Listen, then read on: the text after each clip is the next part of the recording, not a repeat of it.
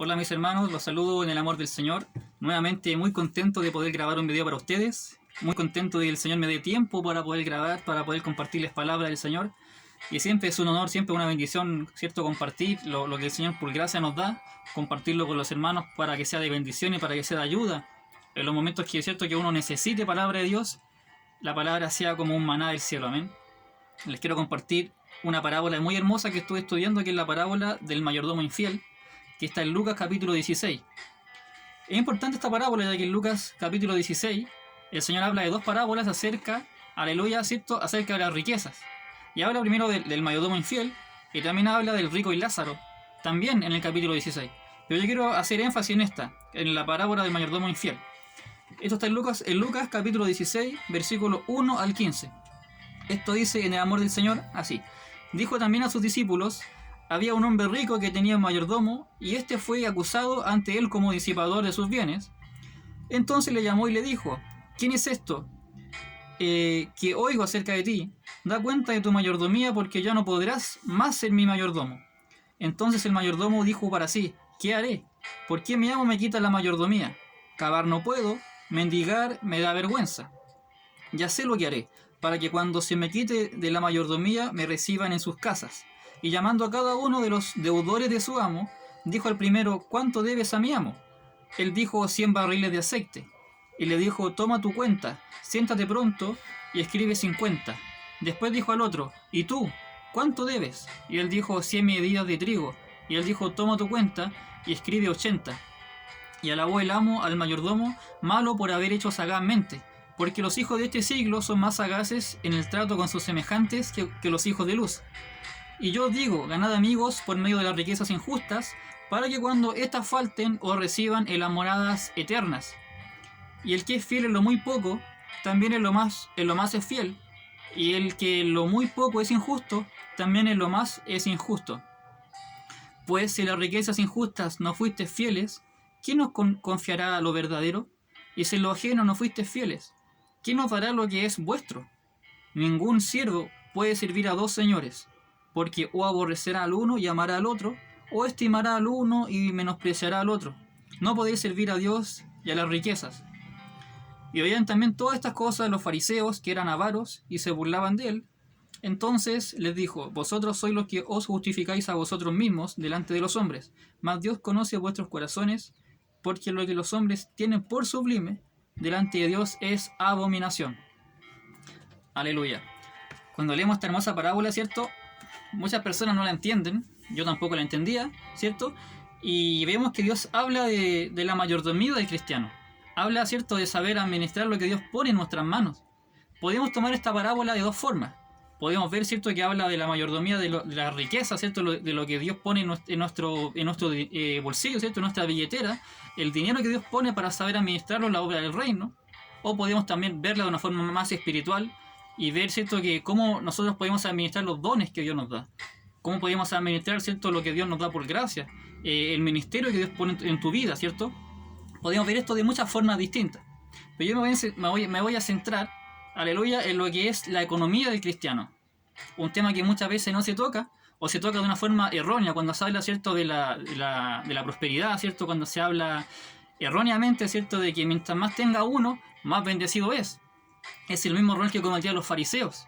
Los fariseos se entrampaban mucho, ¿cierto?, pensando en el Antiguo Testamento. Cuando los judíos, mientras más dinero tenían, mientras más ganado tenían, mientras más bendecidos eran, pensaban que eran más bendecidos por Dios.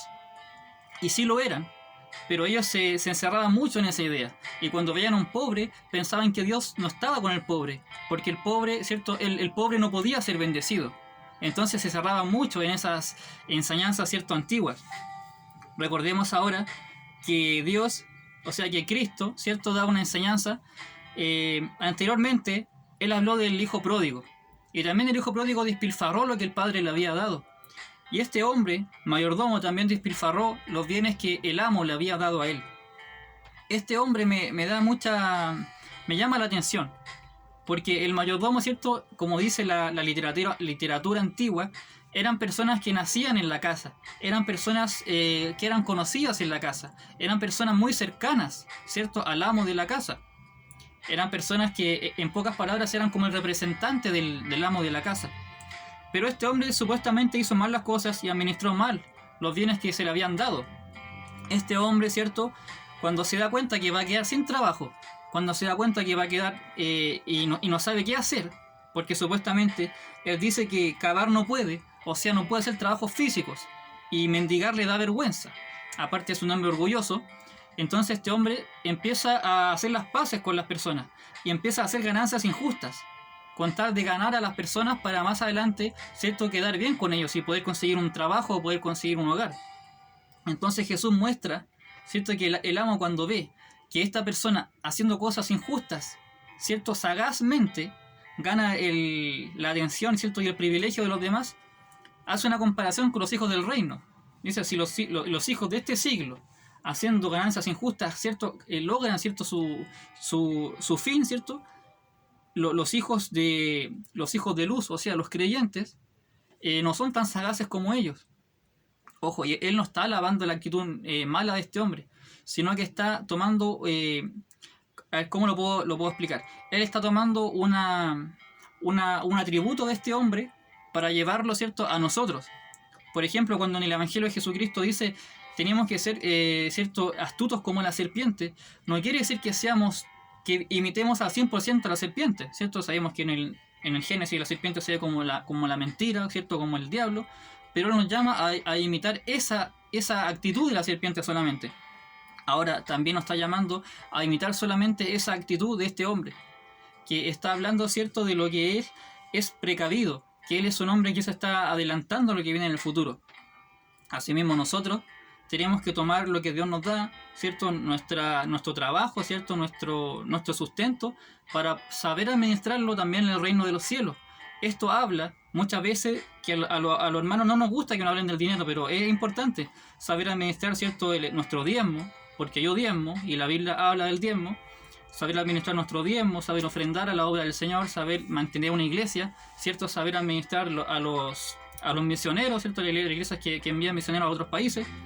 Es muy importante saber administrar. Después dice que si en lo poco somos fieles, podremos ser fieles también en lo eterno. Pero una persona que no es fiel con lo que el Señor le da, no será fiel en lo eterno. No, porque si uno no sabe administrar lo que el Señor nos da por misericordia, no podremos administrar lo que es eterno, lo que son cosas imperecederas, ¿cierto?, donde el ladrón y la polilla entran, sino que en las cosas eternas eso no entra, sino que serán cosas, ¿cierto?, que el Señor pondrá en nuestras manos y sabremos, ¿cierto?, llevarlo. Una persona me hacía una pregunta hace poco, me decía, Álvaro, ¿qué son las riquezas injustas? Yo les quiero leer un comentario de la Biblia de Estudio Vida Plena, que dice: a menudo la injusticia, la avaricia y el poder están implicados en la acumulación y el uso de las riquezas injustas, es decir, de este mundo. Deben emplearse las posesiones y el dinero de manera que promuevan los intereses de Dios y la salvación de los demás. O sea, ¿cómo podemos resumir las ganancias injustas? Como las cosas de este mundo, ¿cierto? Como la injusticia, la avaricia, el dinero, el amor al dinero, ganancias injustas. Ahora, Cristo está dándonos a entender que los hijos, ¿cierto?, los hijos de luz, debemos saber ocupar estas cosas que el mundo nos da. Porque sabemos que Dios a través del mundo nos da un trabajo. Que Dios a través de un salario nos da un sustento diario. O sea, cosas del mundo Dios las utiliza para bendecirnos. Y Dios ocupa, ¿cierto?, el trabajo, las ganancias de este mundo, para darnos, ¿cierto?, un sustento, y nosotros con eso podemos bendecir a la iglesia. Podemos bendecir, ¿cierto?, la obra del Señor. Hay personas que en lo poco que el Señor les da no les son fieles. Hace poco también estaba estudiando, ¿cierto?, una parábola que hablaba de los 10 leprosos. Y cuando Cristo habla con uno que vuelve a darle la gracia, dice, bueno, ¿y dónde están los otros 9 leprosos? No los veo, ¿cierto? Muchas personas Dios las bendice, y estas personas no se dan el tiempo de darle las gracias al Señor o de trabajar para Él, entendiendo que son personas bendecidas por Dios. Asimismo, este mayordomo infiel, ¿cierto?, nos da una enseñanza tremenda de que él, siendo injusto, ¿cierto?, es precavido y llama la atención de su amo. A mi perspectiva, este amo de él también es una persona mala, es una persona injusta, porque se deleita al ver como este hombre en ganancias injustas, aleluya, logra sacar provecho. O sea que el amo al ver que este hombre haciendo ganancias injustas logra ganarse el apremio de los demás, se deleita en eso. O sea, en esta parábola, yo también leía un comentario de John MacArthur en su Biblia de estudio, y MacArthur decía que en esta parábola todos son injustos, desde el amo, el, el mayordomo, y también todas las personas con las que él hace los tratos son personas que están en la injusticia. O sea, ninguna persona de esta parábola salva, por decirlo así, excepto Cristo que está enseñando esta parábola. ¿A qué quiero llegar, hermano? Que la mayordomía, que en la antigüedad el mayordomo era eso, era una persona que administraba los bienes del amo. Una persona de dinero, una persona acaudalada, tenía un mayordomo, ¿cierto?, que administraba todo lo que él tenía. Que él era el representante, como decía anteriormente. Pero la mayordomía que Dios nos da a nosotros, lo que el Señor pone en tus manos, ¿cierto? Tú tienes que saber administrarlo. Tienes que saber, ¿cierto?, dar cuenta en Señor de lo que tú tienes en tus manos. Y como dije al principio de este video, no solamente lo económico, no solamente el dinero que Dios pone en tus manos, sino también el don, el ministerio que Dios pone en tus manos. Te voy a citar también, ¿cierto?, cuando el Señor da una parábola del hombre que tuvo miedo del Señor y escondió, ¿cierto?, el talento que él tenía, lo escondió en tierra. Y dice el Señor, le dice: oh siervo malo, ¿cierto?, sacar el talento y entregárselo al que tiene más, ¿cierto? Y a ese hombre echarlo a las tinieblas de afuera, que también es un sinónimo, ¿cierto?, de infierno, a las tinieblas de afuera. Entonces, ¿cierto?, el hombre tenía el llamado a multiplicar lo que Dios puso en sus manos. Asimismo, nosotros como mayordomos del Señor, ¿cierto?, en la mayordomía del cristiano, ¿cierto?, estamos llamados a trabajar lo que Dios nos da y a multiplicar lo que el Señor nos da. Es importante, ¿cierto? Y al final de esto, dice la palabra que los fariseos se reían de Cristo, ¿cierto?, porque ellos tenían una mente tan cerrada que veían que solamente las personas que tenían dinero eran personas aceptadas por Dios. Entonces él decía: pero ¿cómo Cristo puede, cómo ese, ¿cierto?, ese nazareno, como llaman a Cristo, puede defender a los pobres? Pero aquí Cristo le está dando énfasis no a las riquezas, sino, ¿cierto?, a nuestro corazón y a saber administrar lo que Dios por gracia nos da. Quiero que vayamos a 1 Timoteo, capítulo 3, versículo 1 al 3. 1 Timoteo, capítulo 3, versículo 1 al 3. Es importante leer esto. Aquí dice: palabra fiel. Si alguna anhela obispado, buena obra desea. Pero es necesario que el obispo sea irreprensible, marido de una sola mujer, sobrio, prudente, decoroso, hospedador, apto para enseñar, no dado al vino. Y ahora, ojo con lo que dice acá: no pendenciero, no codicioso de ganancias deshonestas, sino amable, apacible, no avaro, y etcétera, etcétera. Ojo, aquí también está hablando no dado, ¿cierto? Dice no avaro, que no codicioso de ganancias deshonestas. Las ganancias deshonestas que vemos, ¿cierto?, en este mayordomo infiel, que son un ejemplo para nosotros. Esto no quiere decir que nosotros tengamos que hacer cosas deshonestas para ganar la aprobación de Dios. Dios no es como este amo injusto, porque aquí tenemos un mayordomo injusto y un amo injusto. Él es un hombre fiel y verdadero, como dice la palabra, ¿cierto? El juez justo que dice 1 Timoteo también, ¿cierto? Este juez justo se deleita en la justicia. Nosotros somos, ¿cierto?, árboles de justicia también, como nos llama Isaías, ¿cierto? Es importante, hermano. Apocalipsis capítulo 2, versículo 9, mi hermano. Se los voy a leer. Esto dice: yo conozco tus obras y tu tribulación y tu pobreza, pero tú eres rico, y la blasfemia de los que se dicen ser judíos y no lo son, sino sinagoga de Satanás. Aquí tenemos un mensaje a la iglesia de Mirna. Esta iglesia era pobre, pero delante del Señor era rica. A diferencia de la iglesia de la Odisea, que ellos supuestamente tenían mucho, pero delante del Señor eran pobres y desventuradas. Tenemos, ¿cierto?, estos complementos a la palabra que estoy dando, dando a entender que la riqueza más importante es la que tenemos en el Señor. Esa es la riqueza, ¿cierto?, más importante. Pero también, como les digo, es importante que sabemos administrar lo que el Señor nos da. Sabemos que el Señor Jesucristo dijo que siempre habrán pobres entre nosotros. Pero ahora, ¿qué clase de pobreza, hermano, es la que tú tienes ahora? Sabemos que si tenemos a Cristo tenemos todo. No vaya a ser que cometamos el error de la iglesia, ¿cierto?, de la Odisea, que pensaban que tenían todo, que eran muy ricos, pero delante del Señor eran muy pobres. Y el Señor les aconseja que compren oro refinado en su palabra, ¿cierto? Porque están desnudos delante del Señor. Ahora, mi hermano, te hago un llamado, ¿cierto?, a que seamos precavidos como este mayordomo infiel y que seamos sabios para que podamos llegar a más personas con el Evangelio, que podamos predicarle a nuestros amigos, a nuestra familia, ¿cierto?, el Evangelio. Así como este hombre infiel, este hombre malo, ¿cierto?, este hombre injusto, ganó muchas personas para él.